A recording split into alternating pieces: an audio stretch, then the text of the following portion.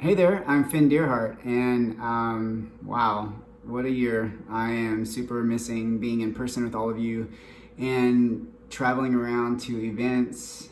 The leaves have been turning yellow here in the town that I'm in, and it makes me think a lot about last year this time. I was in New York and Philly, and getting to meet a lot of really awesome guys and to explore all this work with you. And it's been super interesting for me to try to continue my own personal erotic exploration right now, along with everyone that I'm working with, and just hearing a lot of stories about what's going on for you in your own lives. Many people single or feeling isolated and not really knowing how to connect with other men fully in a way that they feel really safe about. And then other men on the other side of the spectrum have partnerships and boyfriends and maybe don't have enough personal space or between each other to even have an erotic spark right now, and are navigating boundaries in a whole new way. That's really kind of been what's been up for me, is noticing all the ways that I used to find my erotic self out in the world.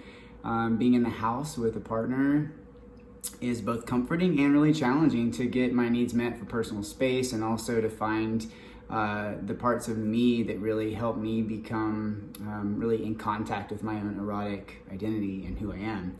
So that's been my challenge. And then we are also in this really unique and unprecedented situation in which our needs for social interaction are driving us towards people, because we need that to co-regulate our emotions. We need facial expressions and people in contact. And then people in contact right now also signifies for us risk. And so we kind of retract and we go back into a state of isolation, and that drives our anxieties higher, drives us to go back towards connection. And then that feels like this cycle of just not really knowing how to handle the present stress. So I want to say that no matter what is going on in your own personal life, I do hear across the board, and in my own life I feel this too, is this dynamic in which it's like, what is up with my sex drive? Like, I either have zero sex drive, is what I hear most often, and then some guys are saying I feel horny constantly. And basically I just want to say, whatever your body is doing is an opportunity for you to really learn more about yourself.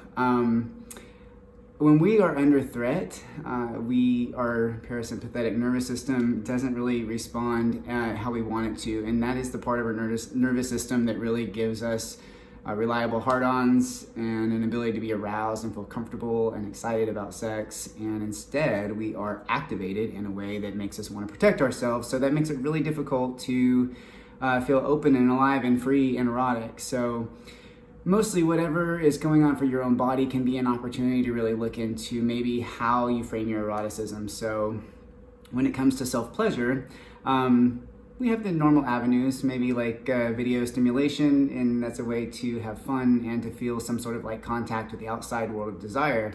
At the same time, one of the things that's been really, really awesome that I have been doing for myself and also some of the men that I work with is just an intentional self-pleasure practice in front of a mirror, in which you do not need to get hard, and it's more about just giving yourself nurturance and loving touch and maybe eye gazing with yourself, exploring your body in new ways, exploring your fantasies. And I would just recommend sitting down in front of the mirror, eye gazing with yourself, not going in immediately with the need to correct something, but to really establish this hi, who are you, what are you going through kind of relationship with yourself. And then starting with like your fingers and toes and working slowly in towards your cock, and try to put this body context around your genitals and what they're supposed to be doing or are not doing, or maybe they are doing, but still really giving yourself some nurturance and some touch that really is regulating to your own nervous system, and explore the softer edges of your sexuality. So, I'm making some assumptions and some broad generalizations and saying that many men are really hung up on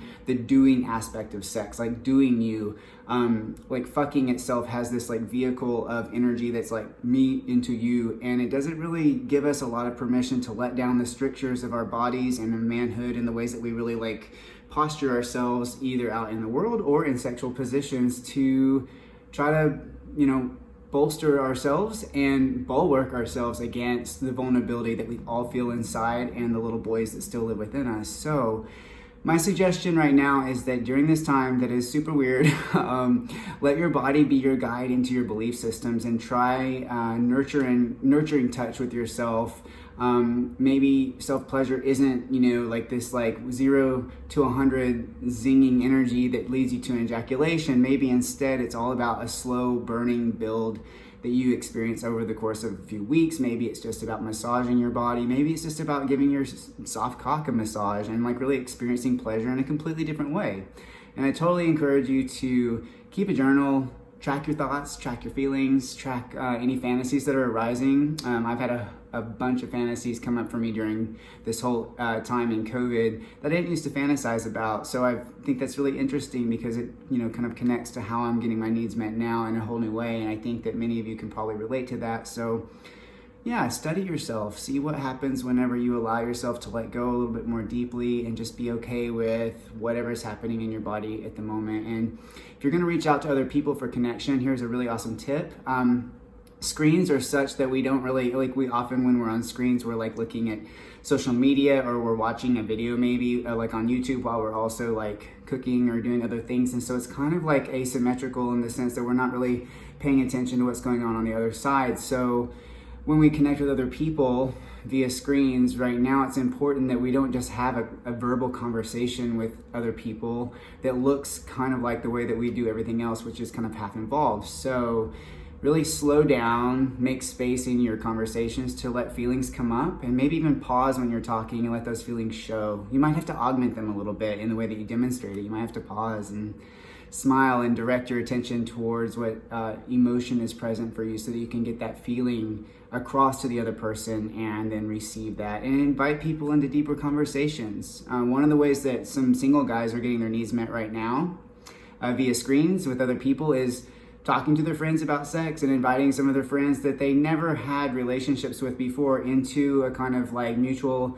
jack off or just even fantasizing and talking and like sharing about their use of visual imagery, stimulating visual imagery, porn online with each other, and just connecting in ways that didn't used to happen because of the way that we had our world set up. So I hope these tips are helpful, and I so look forward to being able to come back out into the world and host events and connect with everyone in person again. And I so appreciate the thoughts, the reflections, the emails, and just the support.